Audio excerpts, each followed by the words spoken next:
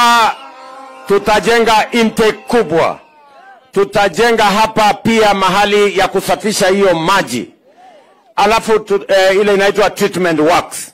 Alafu vile vile tutatengeneza kilomita 26 ya pipeline kusukuma maji ndio wananchi wa hapa wapate maji, mufanye irrigation, mupeleke mbele na Embu mbele na Kenya mbele. Tumekubaliana jameni? Na ndio nimekuja hapa leo kudhibitisha, kwa sababu kuna wengine wanasema hakuna kazi inaendelea. Mimi nimekuja hapa kuuliza nyi watu wa Mbeere, inaendelea ama haiendelei? Si kazi inaendelea? Si kazi inaendelea? Ile deni mimi niko naye na nyinyi ni kuongeza intake ingine pale Kiambere. Niweke intake ingine kama hii, ndio tusambaze maji zaidi, ifike ward zote za hapa Mbeere South na Embu sehemu nyingi. Na mimi nimekubaliana na viongozi wenu, na mimi nitaenda kuwatafutia pesa katika budget inayokuja. Tuwapangie pesa ingine ya kuanzisha hiyo Kiambere intake, ndio tusongeshe mambo ya maji sehemu hii. Ile kazi mmetuuliza serikali zote, sisi tuweze kuwatimizia, kwa sababu nyinyi ni watu wa bidii, munafanya kilimo, munaendesha biashara. Ile imewakosea tu ni maji hakuna. Si ni kweli jameni? Nimekuja hapa jambo la pili. Mulinieleza ya kwamba bado tuko na manyumba nyingi haina stima hapa Embu. Ni kweli ama si kweli? Na stima sio starehe ya matajiri peke yao. Stima ni haki ya kila Mkenya. Ama namna gani jameni? Si tuwakije stima kwa manyumba ya wananchi wote?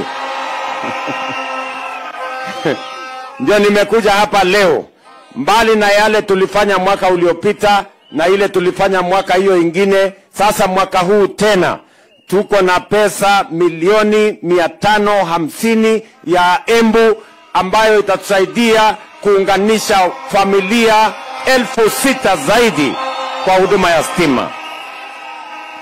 Na leo pale Embu Town naenda kulaunch program ya manyumba 6,700 kuunganishwa na stima. Kabla ya Novemba mwaka huu tutakuwa tumemaliza hiyo kazi, ndio tuweze kutafuta pesa ingine tuongeze, ndio watu wengi wazidi kuunganishwa na stima, tuondoe giza, tuweke mwangaza, ndio shetani ahame.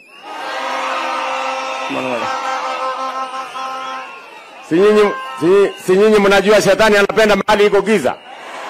Si tuweke mwangaza, tuondoe giza, shetani afanye nini? Shetani ahame, sio? Ama niaje watu wa Embu? Si namna hiyo? Hiyo ndio kazi ya pili mimi nimekujia. Kazi ya tatu mimi nimekujia hapa Embu ni mambo ya barabara. Si ndio? Muliniambia kwamba mnataka barabara kutoka Kiritiri kule iende mpaka Kiambere. Hiyo barabara sasa kandarasi tayari tumetangaza na tumeweka pesa. Hiyo barabara tutawajengea kwa sababu ni haki yenu na ndio itatusaidia kuinua uchumi wa sehemu hii.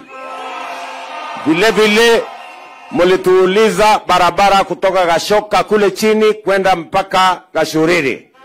Pia hiyo barabara tuko naye pesa yake sasa, contractor amepatikana, hiyo barabara tutawajengea. Sawa sawa? Tunakubaliana? Alafu kuna barabara ingine mmetuambia ya kutoka PI kuja kule kutokuja Mashanga. Lakini sasa wacha mimi niwaeleze. Hiyo barabara nimeambiwa ni kilomita 40 na ngapi? Na 5. Na sijapata pesa ya hiyo barabara, sijui mtaniombea. Si ndio? Nimepata kwa sasa, nimepata milioni 100, nataka niwatengenezee kwanza hiyo barabara iwe inapitika. Si ndio? Alafu sasa muniombee niende nipange ile ingine. Si ndio? ili budget ya mwaka unaokuja mimi nitafute pesa niweke pale, ndio tuanze kuja kujenga hiyo barabara yenu. Kwa sasa mimi nataka hiyo barabara iwe ni barabara ambayo inapitika, muweze kuendesha, kwa sababu nasikia ndio inawasaidia kwa mambo ya kilimo na kuwatafutia soko. Si namna hiyo? Vile vile tumekubaliana na nyinyi ya kwamba wale wanaofanya biashara, hii kilimo tunafanya, kama hakuna mahali soko ya kuuza mazao yetu ya shambani, itakuwa ni matatizo makubwa, si ni kweli? Na ndio sababu hiyo hapa Embu tunawajengea soko mpya 7 hapa Embu, kwa sababu soko ni ya muhimu, si ndio? Na huyu mjumbe wenu anajua soko tumeanzisha, mheshimiwa, si ndio? Makutano iko soko Kiritiri, mimi nitawajengea soko, kwa sababu tunataka mama mboga afanye mahali biashara, mahali kuna heshima, kuna maji, kuna stima.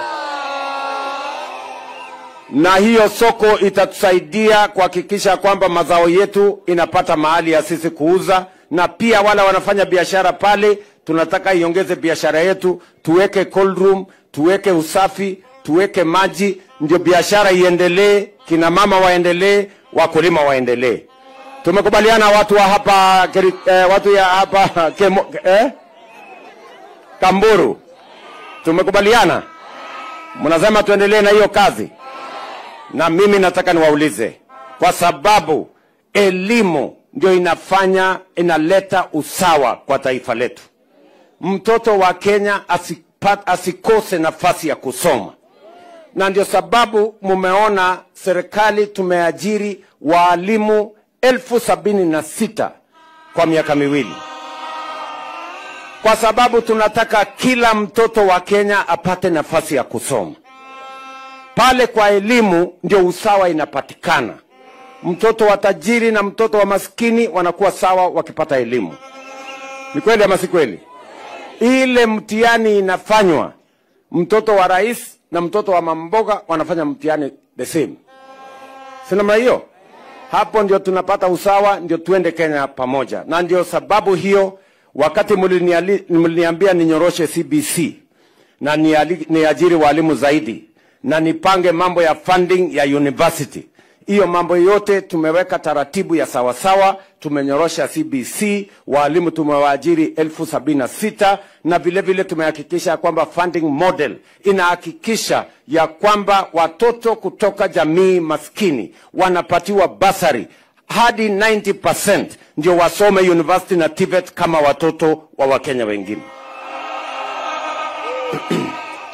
Tumekubaliana. Na jana nimesema ya kwamba wale watu wa comptroller of budget wameambia counties ati wasitoe basari kwa watoto wetu wanaosoma. Lakini nimewaeleza mambo ya masomo ni kazi ya national government. Lakini national government haiwezi kufanya kazi hiyo peke yake. Tunataka tuunganishe national government na county government katika mambo yetu ya elimu. Na ndio mimi nimesema waziri wa elimu na Council of Governors waketi chini wiki ijayo, wakubaliane tutengeneze ile concurrence inahitajika, ndio watoto wa Kenya wanaolipiwa na counties basari waendelee kulipiwa, kwa sababu hakuna watoto wa Kenya wa national na hakuna wa county. Watoto wa Kenya ni watoto wa Kenya wote. Tumekubaliana jameni? Si tunataka watoto wetu wasome na tunataka wapatiwe basari. Hasa wale wa jamii chini kidogo, tusaidie kila mtu, ndio kila mtoto apate nafasi ya kusoma. Sasa wewe SES na wenzako magavana mketi chini next week, tukubaliane ndio muendelee kupatiana basari watoto wetu wa Kenya wasome. Tumekubaliana jameni watu wa Kiritiri?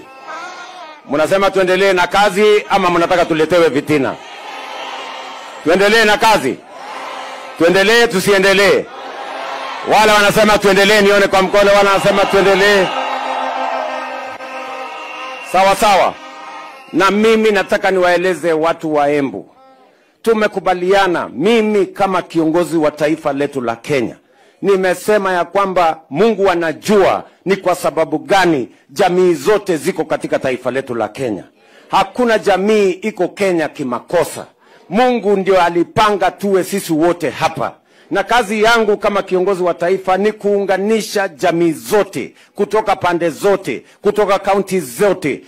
Watu wa Kenya wakae pamoja ndio tuweze kushughulika na mambo ya maendeleo, tuondoe chuki, tuondoe ukabila, tuondoe migawanyiko, kwa sababu umoja ni nguvu. Ama namna gani jameni? Si inasemekana umoja ni nguvu? Munasema tuungane ama tutengane? Niunganishe wa Kenya wote, kutoka jamii zote, kutoka pande zote, tushughulike na mambo ya maendeleo, tusomeshe watoto wetu, tushughulike na kilimo, tuunganishe stima, tujenge barabara, tuweke maji, Kenya isonge mbele. Hebu nione wala anasema kazi yao. Jameni, tumekubaliana, si ndio? Kuna wengine wanasema ati tugawane, ati hawa ni wa kabila hii, sijui hawa ni wa kabila ile, chama hii, sijui chama gani, sijui pande hii, sijui mlima, sijui kwa lake, sijui kwa ocean. Sasa tukienda hiyo barabara, si Kenya hii itasambaratika? Hiyo maneno tusikubali kabisa hiyo maneno. Ama namna gani jameni? Mnasema tuunganishe Kenya ikuwe moja na tusukume maendeleo kabisa. Na unajua siku ya siasa itakuja. Saa hizi ni saa ya kazi. Ama namna gani? Si saa hii kila mtu ashughulike na ile kazi amepatiwa. MCA yako na kazi yake ashughulike. Mjumbe wako na kazi yake ashughulike. Gavana yako na yake ashughulike. Mimi niko na yangu nishughulike. Siku ya mtihani ikifika, si nyinyi ndio mtasahihisha? Ama namna gani jameni? Si ndio? Ama namna gani? Si nyinyi ndio mtamaa, kila mtu mnasema huyu amepita mtihani aendelee, huyu amegoka mtihani aende nyumbani. Basi tunasonga mbele na Kenya. Ama namna gani watu wa Embu? Tumekubaliana? Tuendelee namna hiyo. Saa hizi ni saa ya siasa ama ya kazi? Saa hii ni saa ya siasa ama maendeleo? Tushughulike na maendeleo. Basi mimi niko hapo. Wacha nichukue nafasi hii nimuulize naibu wa rais wa Jamhuri ya Kenya, Mheshimiwa Profesa Kithure Kindiki awasalimie.